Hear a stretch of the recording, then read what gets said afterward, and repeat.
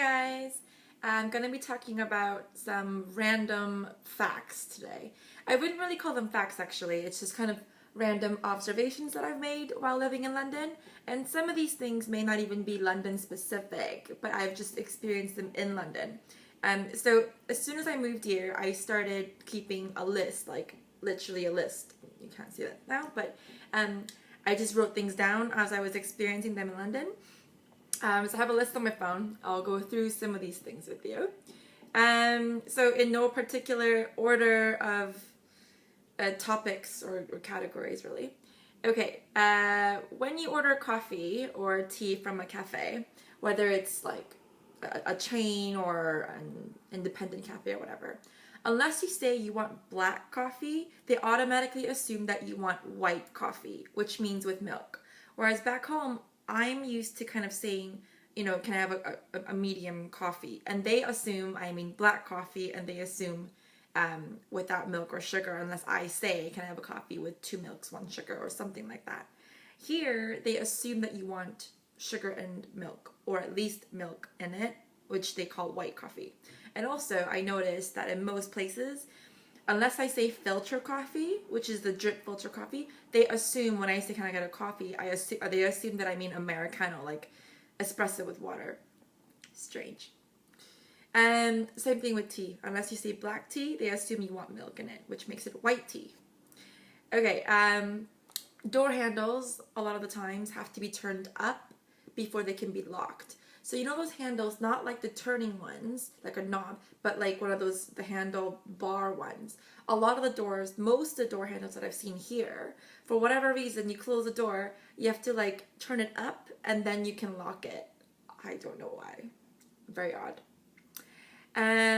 What else? I think I've talked about the fact that the subway or the tube here stops at midnight.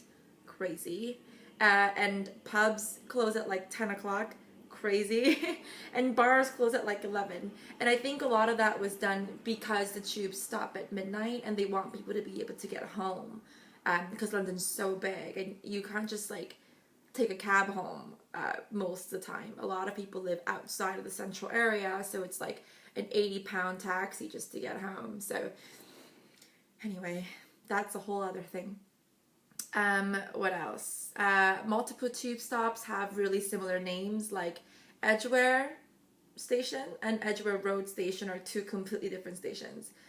Also Clapham North Station, Clapham Common Station, Clapham South Station are not in the same, like, one line.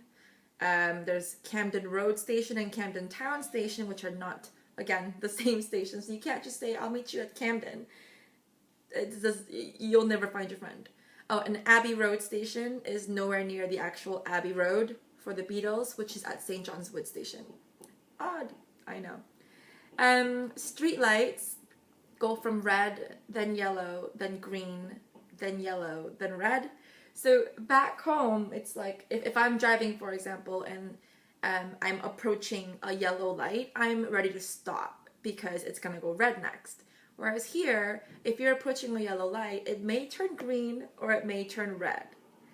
I don't really get it, but apparently a lot of people here are quite used to that, and they think, you know, if they're stopped at a red light and it turns yellow, they're getting ready to go, instead of it going from red to like green and then you're like, boom, you have to go. I don't know. Doesn't make sense to me. Anyway, public washrooms sometimes cost money, even at train stations.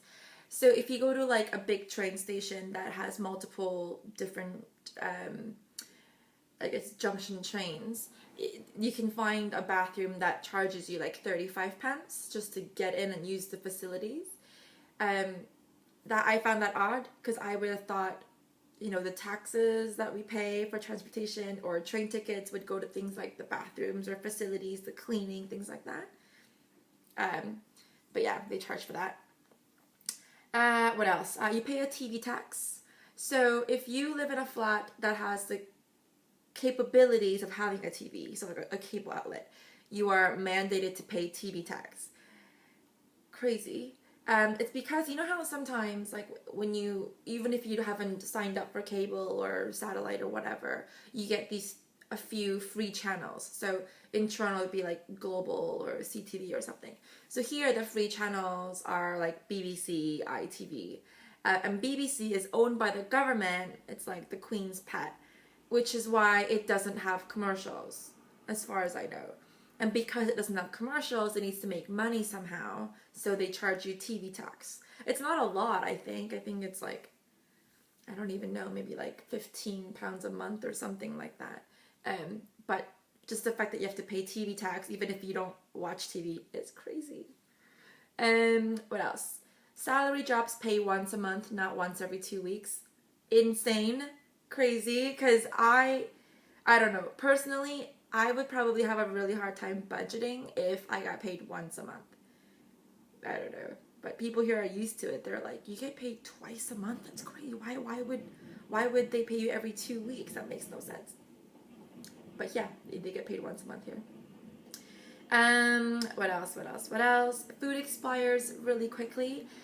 And I think it's actually a good thing because a lot of the fruits and vegetables that you see at grocery stores or markets or whatever are locally grown. So they're either from London areas or from Scotland or like Northern England or something along those lines. So they don't have, well, this is what I've been told, they're not usually like full of pesticides and stuff. So they don't last very long. And also things like bread. So like back home, if I were to go to the grocery store and I bought a loaf of bread, without even looking at the expiry date, I would actually automatically assume that it would last at least a week. But here, if you go to the grocery store on like a Thursday, the loaf of bread that you buy could expire on like a Sunday. Nuts! What if you are not going to go through the whole loaf of bread? You're just throwing the whole thing out. So it's like culturally here, very much the norm or the accepted thing that as soon as you buy bread, you put it in the freezer. Because unless you have like a family, you're not really going to go through that big loaf in like 4 days. It's weird. No stick deodorant. Most of them are sprays or roll-ons. So, I don't know. Maybe it's just me, but back home, if I were to go to like Shoppers Drug Mart and I saw like one of those liquid roll-on deodorants or spray deodorants, to me they seem like such a tree-hugging hippie thing to do. I don't know why it makes me think that way. But here people think that way about stick deodorants. And they're like, why would you have a stick deodorant that gets all over your clothes when you can just spray? I bought one of those spray deodorants just to, satisfy my curiosity of how they work. But I found that you have to like spray and then like run around the house flapping your arms to dry your armpits because it's liquid. Weird. Anyway. People walk on the left side of the hallway or the road and cars drive on the right side of the road, but you still stand on the right side of the escalator. So when you're walking in like a tight alley or a hallway or a tunnel or something, back home in North America, you walk on the right side. So if there was like, people walking this way and you walking that way, you guys are both walking on the right side, so you avoid each other. Here, people, when you're walking in a direction, you walk on the left side. So a lot of the congestion happens in touristy areas because tourists from North America, for example, walk on the right, so they're walking here. And people here walk on the left. So you're bumping into each other instead of going in either this way or this way. Weird. What else? Eggs are not sold in the fridge. So at the grocery store, you walk in the dairy aisle or something, and there's cartons of eggs just sitting there on the shelf. But when you buy it and you take it home, you're expected to put it in the fridge. Then why wouldn't you sell it in the fridge? I don't understand. They sell cheese and yogurts and milks and stuff in the fridge, but eggs are not sold in the fridge. Another thing is washing machines are in the kitchen in the UK, or maybe in Europe in general, which I found was really weird. Like I first walked into the house that I was living in when I first moved to London, and I was going through the kitchen area and I saw that there was, beside the sink, under the sink is like storage or whatever, there's another cupboard beside the sink. Underneath the cupboard was the washing machine, and it's tiny. And I asked the people in the house, I said, why is your washing machine in the kitchen? And they're like, well, where else would it be? And I'm thinking, well, it should be in the laundry room. Where else would that be? Or maybe in your bathroom. And they got really confused by that, which is really strange to me. Because I don't know, in my mind, washing machines don't belong in the kitchen. The kitchen is for like cooking. I don't know. Also, a lot of the washing machines here are either just washing machines or washers and dryers at the same time. I know. So it never actually fully dries your clothes because your clothes are kind of perma damp. Or they just don't have dryers. Yeah, you just hang dry everything. ATMs are called hole in the wall. I thought that was strange until I saw that ATMs were literally in the walls. So if you're like going to the bank or something and you go outside your bank on the street level, that wall where your bank is inside, there's a couple ATMs that are built into the wall. I don't know. It's kind of weird. I guess that kind of makes sense that they're called hole in the wall.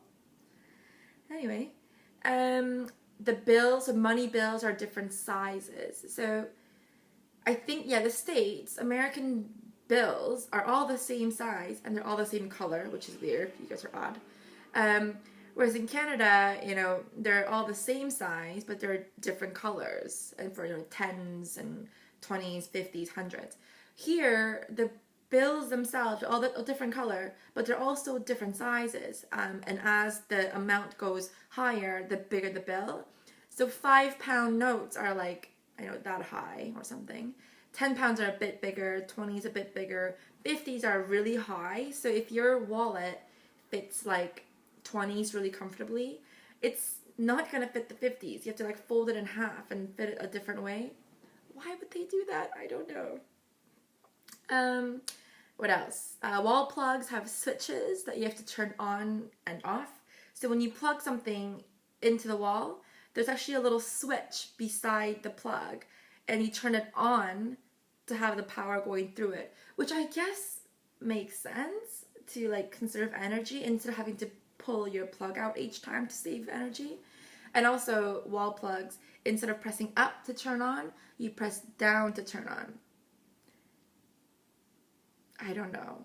We're used to like pressing up or turning up, whereas here they turn down or press down. I don't know.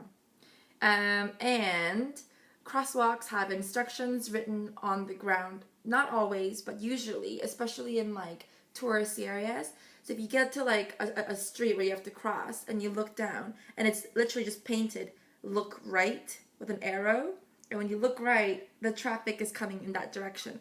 It saves lives every single day. Because when I first came here, obviously because the car is driving the wrong side or the other side of the road, you know, you're used to, if you're crossing, I guess, across a street, you're looking for cars to come this way and then this way across the other way. Whereas here, when you're about to cross, the cars come this way first from the right because they're driving on the left side of the road. So when you look down, it tells you look right or look left. Saves lives. Yeah. Anyway, I think I'll leave that for now. There is a really long list, and I'll go through kind of other things as other videos so that I'm not sitting here for like 38 minutes talking about odd things in London. But yeah, that's it. If you have any questions, let me know. If you've observed any other kind of odd or weird British or London specific things, also write in the comments as well.